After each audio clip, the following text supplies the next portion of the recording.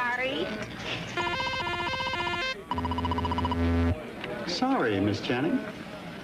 You gonna slam dunk me, Atari? The Atari video computer system is 20 cartridges with 1,300 game variations you play on your own TV set.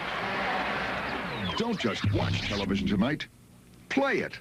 Fala galera, sejam bem-vindos a mais um WR Kids Overview. Eu sou Wagner Rambo e hoje vamos conhecer a história do videogame Atari 2600, considerado o real precursor do mundo dos games. Este menino está em guerra contra um inimigo terrível, o Atari Videogame. O inimigo possui caças, mísseis, submarinos, mas o menino desafiou sua inteligência e venceu.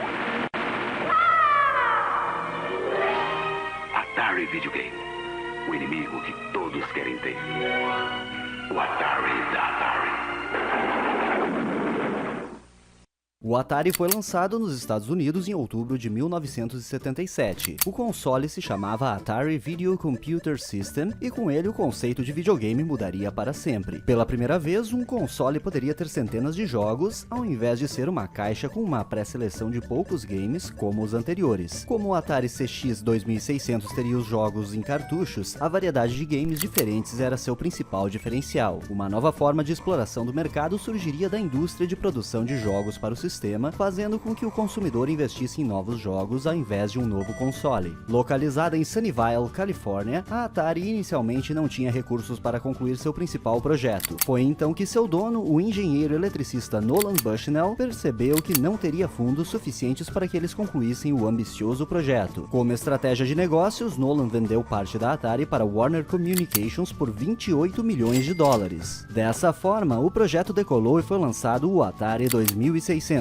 O sistema contava com um microprocessador de 1.19 MHz e 8 bits. A memória RAM era de apenas 128 bytes para manter os custos de produção baixos. Claro que isso dificultou e muito a programação dos jogos. Os desenvolvedores tiveram que fazer milagre para permitir que os games rodassem nos 128 bytes de memória. O primeiro artifício usado é que os jogos eram carregados diretamente a partir da ROM. O código não era copiado para a memória RAM como atualmente, o que liberava a memória RAM para ser usada em variáveis e pequenos blocos de código que precisavam de execução rápida. Como o chip TIA-1A não oferecia memória de vídeo, a atualização da tela não podia ser feita usando um frame buffer. Em outras palavras, não poderia armazenar uma cópia da imagem na memória de vídeo como se faz hoje. Aproveitando o fato de que o Atari era ligado na TV, que trabalhava com uma taxa de atualização fixa de 30 Hz interlaçados, isso no caso das TVs analógicas da época, os projetistas criaram um sistema engenhoso onde a imagem era atualizada linha a linha e o processador precisava armazenar poucos bytes relacionados aos pixels seguintes. Os jogos bem programados conseguiam manter uma movimentação fluida mesmo com a atualização da tela sobrecarregando o processador. O grande talento dos programadores tornou isso possível, pois conseguiam aproveitar ao máximo cada linha de código em assembly. Os cartuchos de Atari utilizavam ROMs de 1 a 4 KB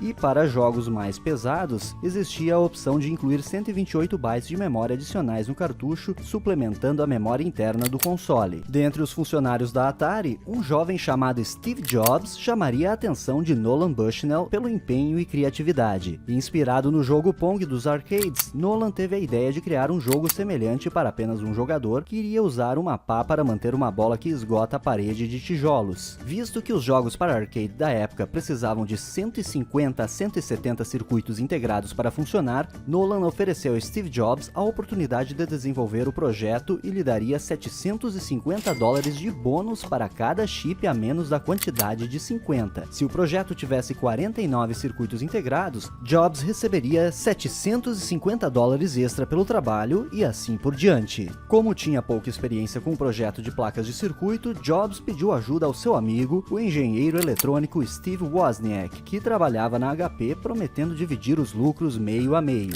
Wozniak então trabalhou na Atari 4 noites noites seguidas, pois de dia trabalhava na HP. Conseguiram desenvolver um projeto com 42 circuitos integrados que rendeu a Jobs um bônus de $6.000. No entanto, omitiu isto de Wozniak, repassando-lhe apenas $700 pelo trabalho. O jogo foi um sucesso e chamado de Breakout. Nos Estados Unidos, o Atari era vendido inicialmente por $199,95. Era bem caro para a época e a Warner não lucrou muito com as vendas do console. O que trazia um lucro extraordinário para a empresa era a venda dos cartuchos de jogos. Em 1979, os arcades dispararam com o Space Invaders. A Atari garantiu os direitos do game, que tinha sido criado pela Taito Corporation, e em janeiro de 1980 lançou uma versão para o Atari 2600. Vendo o sucesso que um port de jogo de arcade poderia trazer, a Atari começou a investir pesado em outros sucessos de arcade, como Asteroids, Missile Command, Berserk e Pac-Man.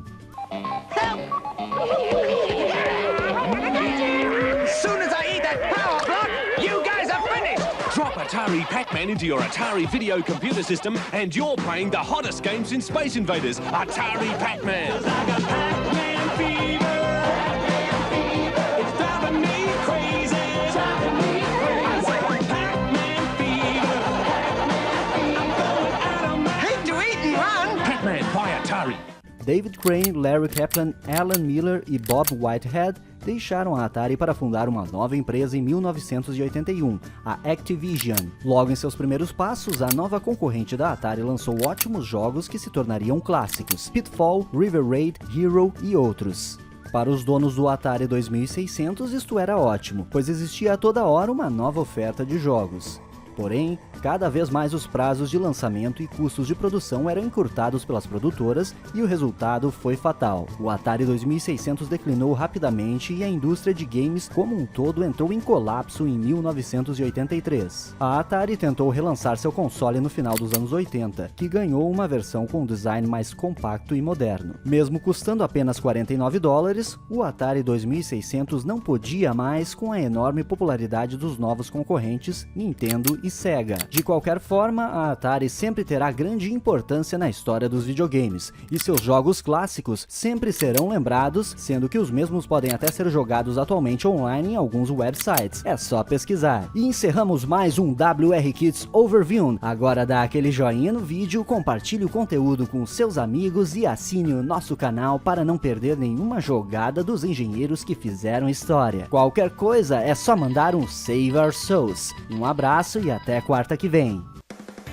Se você gostou deste vídeo, clique em gostei, dê o seu like e ajude a divulgar o nosso canal em suas redes sociais. Inscreva-se em nosso canal para manter-se atualizado, publicamos vídeos novos toda a semana. Curta nossa página no Facebook, facebook.com/WRKids. Siga-nos no Twitter, @WagnerRambo. Mande-nos e-mails com dúvidas, críticas, sugestões, elogios para wrkids@wrkids.com.br e acesse a nossa página na internet wrkids.com.br. Confira todos os artigos e os produtos que temos a oferecer. WR Kids. Robótica sem obstáculos.